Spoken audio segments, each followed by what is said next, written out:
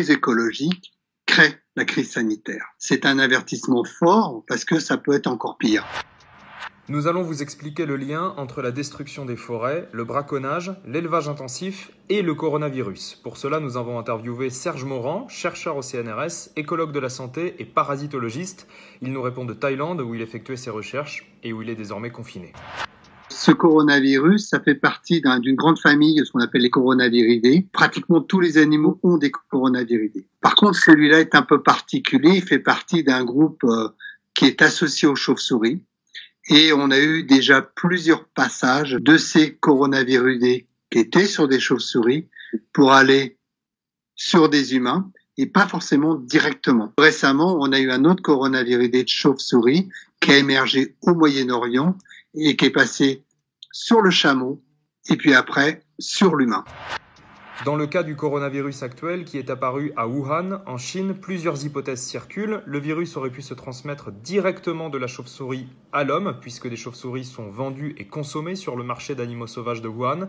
Il aurait pu aussi passer par un hôte intermédiaire, comme le pangolin, qui est l'animal le plus braconné au monde, aujourd'hui menacé. On estime qu'un pangolin est capturé dans la nature toutes les 5 minutes environ, et il est revendu pour sa viande et ses écailles utilisées dans la médecine traditionnelle chinoise. Mais au-delà du coronavirus, on assiste à une multiplication des épidémies qui touchent l'être humain ces dernières décennies. Et selon Serge Morand, cela est lié à notre comportement vis-à-vis des animaux sauvages, de leur espace de vie, mais surtout à l'élevage intensif.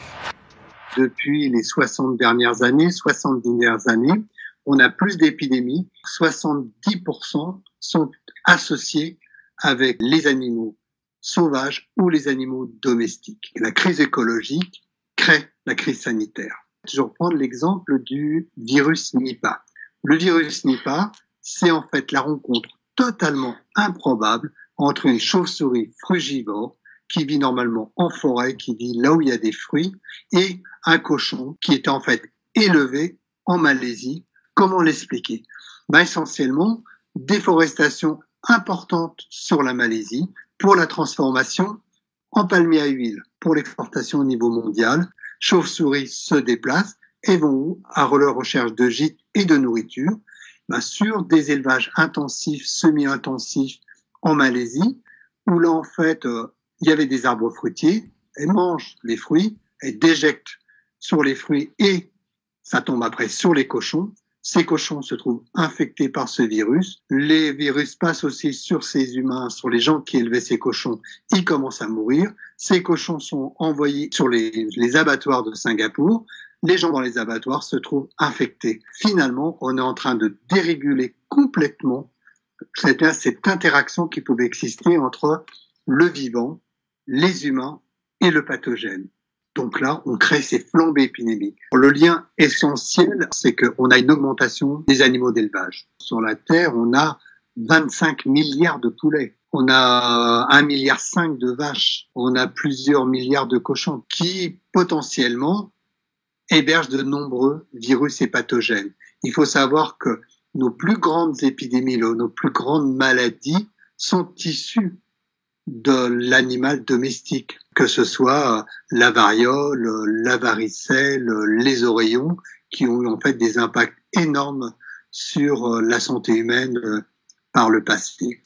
Et finalement, les animaux sauvages, c'est par ces animaux domestiques souvent qui viennent finalement passer sur les humains. Les grippes sont en fait souvent issues des oiseaux sauvages, mais ils vont passer par l'oiseau domestique. Ils vont repasser aussi après par le cochon, et c'est à partir du cochon qu'ils vont vraiment s'humaniser. 1 million d'espèces sont aujourd'hui menacées d'extinction. Cette perte de biodiversité bouleverse le système naturel de régulation des virus. Pour Serge Morand, si l'on veut éviter dans les années à venir de nouvelles épidémies meurtrières, il faut absolument arrêter la déforestation, préserver la biodiversité, repenser le modèle agricole et sortir progressivement de l'élevage intensif. L'élevage traditionnel, beaucoup d'espèces locales différentes, il y a un mélange. Donc finalement, quand on regarde et qu'on cherche, on a pas mal de virus qui circulent, mais à très bas bruit. On n'a pas finalement vraiment d'épidémie. Ça peut arriver de temps en temps, mais souvent finalement ça se maintient. Par contre, dès qu'on commence à faire de l'élevage industriel, il faut des animaux totalement standardisés, tous les mêmes. Dès qu'un virus entre dans ce type d'élevage, Si jamais il peut commencer à se reproduire sur un animal, c'est banco. Parce que dès qu'il s'adapte, il a tous les animaux pour lui pour se reproduire. Ça a été le cas, par exemple, du dernier H1N1, ce qu'on avait appelé la grippe porcine, qui a fait énormément peur. Il est sorti d'un élevage intensif énorme du Mexique. Donc potentiellement, c'est des bombes qu'on est en train de faire, quoi. On voit en même temps que l'augmentation de la mondialisation, de ces transferts de marchandises, de ces transferts aussi de personnes, ben, ça accroît les chances finalement. Il émerge quelque chose quelque part, et ben ça part partout. C'était totalement improbable d'imaginer un virus qui était en train de circuler quelque part, à bas bruit, sur des chauves-souris, se retrouve quelques mois après sur l'ensemble de la planète. C'est fou, c'est considérable, quoi. C'est un avertissement fort parce que ça peut être encore pire. Pour moi, l'essentiel, finalement, c'est de se préparer pour l'après, quoi. Finalement, de bien réfléchir quelles ont été les origines de la crise, d'où ça vient, comment ça se fait. Alors, c'est peut-être plus lié à du trafic d'animaux sauvages, à utiliser l'animal sauvage pour la consommation, pour l'animal, le nouvel animal de compagnie, pour des nouvelles fermes et des nouvelles productions. Mais il faut qu'on repense tout ça. Quand ça va être fini, quand on va régler ça, il faut pas reprendre le business as usual. C'est pas possible. Il faut démondialiser petit à petit. Il faut recentrer les agricultures localement, arrêter de bouger tout un peu partout sur la planète. En écologie, quand on a de la diversité, bah finalement cette diversité est bonne pour maintenir les fonctions de l'écosystème. Il faut qu'on repasse la même chose pour l'agriculture, qu'on remette finalement l'agriculture dans l'écologie et dans la société.